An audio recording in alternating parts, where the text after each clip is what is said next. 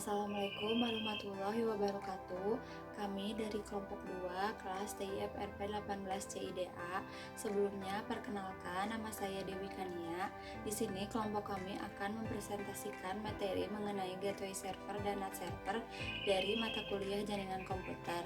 Langsung saja, untuk yang pertama adalah pengertian dari gateway server.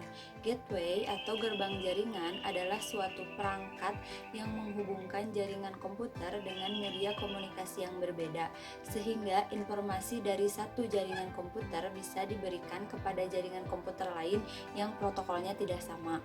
Kemudian yang selanjutnya ada fungsi dari gateway server. Yang pertama itu adalah sebagai protokol converting. Maksudnya di sini yaitu untuk dapat menghubungkan dua jaringan komputer yang berbeda. Kemudian yang kedua, memudahkan akses informasi. Ketika gateway sudah digunakan dan jaringan komputer sudah tersambung, maka informasi dapat diakses dengan mudah. Yang ketiga ada hardware sharing. Hardware sharing yaitu hardware yang pemakaiannya bisa dipakai secara bersama-sama. Contohnya di sini ada satu buah printer. Satu buah printer ini dapat digunakan secara bersama-sama oleh beberapa klien. Yang keempat, keamanan dan pengaturan data. Contohnya seperti ini. Ada seorang admin di suatu perusahaan. Dia dapat mengontrol data-data penting. Jadi si data-data penting itu bisa diakses dan diedit oleh orang-orang yang berhak saja. Kemudian yang kelima, ada kestabilan dan peningkatan performa komputasi. Untuk meningkatkan performa keseluruhan dari aplikasi bisa dengan cara yaitu memberikan tugas komputasi secara lebih kepada suatu perangkat yang didistribusikan ke komputer lain. Gateway adalah menyediakan router, lalu interface 1 diisi IP network 192.168.1.0. Lalu untuk IP network B yang di interface 2 diisi dengan IP 192.168.2.0. Ketika PC 1 yang berada di network A ingin ping ke komputer PC 2 yang ada di network B, dengan PC 1 mengirim data dulu ke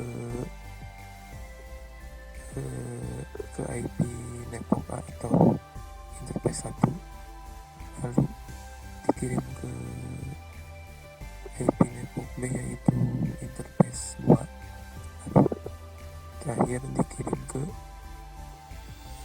PC 2. Pengertian NAT server adalah untuk menghubungkan beberapa komputer ke internet melalui NAT.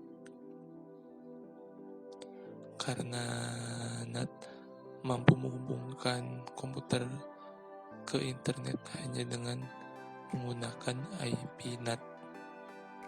Jenis NAT. Yang pertama, NAT statis. NAT statis bekerja dengan menerjemahkan alamat IP yang belum terdaftar menjadi alamat IP yang terdaftar.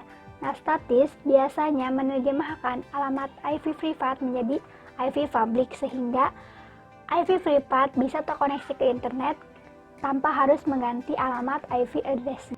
Kekurangan dari NAT statis yang pertama yaitu pemborosan IP, karena setiap satu komputer memiliki satu alamat IP. Jadi ketika kita banyak komputer yang didaftarkan, maka semakin terbatas alamat IP yang tersedia. Yang kedua yaitu kurang aman. Karena setiap komputer memiliki alamat IP-nya tersendiri, jadi memudahkan pembobol untuk masuk ke alamat IP privat. Untuk jenis NAT yang kedua yaitu NAT dinamis. NAT dinamis ini bekerja dengan mengelompokkan komputer ke dalam alamat IP yang sama sehingga dalam beberapa komputer memiliki alamat IP yang sama. Nah, biasanya NAT dinamis ini bekerja dengan menerjemahkan secara dinamis alamat IP privat menjadi alamat IP public. Keuntungan dari NAT dinamis yaitu aman untuk menjelajahi internet. Nah, untuk kekurangannya yaitu apabila alamat IP sudah terpakai semua, maka komputer lain tidak bisa terhubung ke internet. Yang ketiga yaitu overloading atau PAT. Nah, overloading ini merupakan metode yang sering digunakan dalam sebuah jaringan karena satu alamat IP publik dapat mewakili beberapa alamat IP privat. Fungsi NAT yang pertama yaitu menerjemahkan IP address menjadi IP privat sehingga mempunyai hak akses ke internet.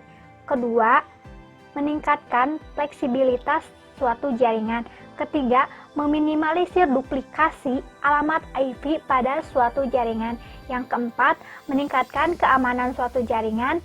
Yang kelima, melakukan penghematan alamat IP. Cara kerja NAT adalah beberapa komputer disatukan ke dalam satu kelompok, lalu kelompok komputer tersebut mengirim data ke NAT, lalu NAT mentranslasikan ke dalam IP NAT, lalu NAT memberi respon kepada server membaca data dari NAT tersebut, lalu ketika server menerima data tersebut, server mengirim data balik ke NAT, lalu NAT mengirim data dari server ke beberapa IP yang ada di kelompok komputer tersebut, dan proses itu terjadi secara berulang-ulang.